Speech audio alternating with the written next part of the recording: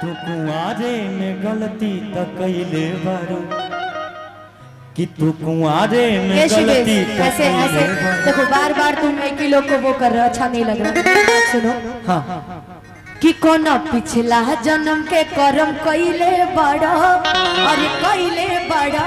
तबे हमरे नियन मरद पहिले पर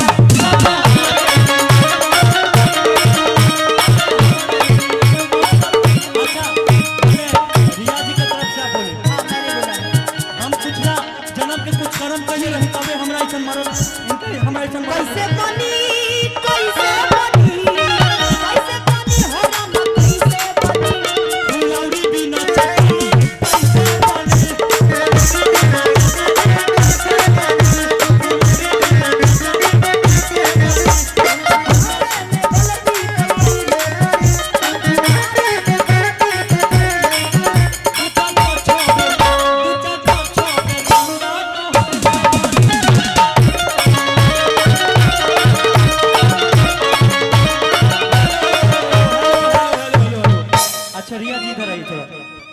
आप अच्छा गंगा शिवेश एक कहा मिनट तुम जाता रुको, है एक मिनट तुम्हारे लिए को बात बोले तुम चुप रहो, तुम अभी इतने देर से सबको एक मिनट जो तुम अभी इतने देर से सबको परेशान कर रहे हो ना, हम तुम्हारे लिए को बात बोले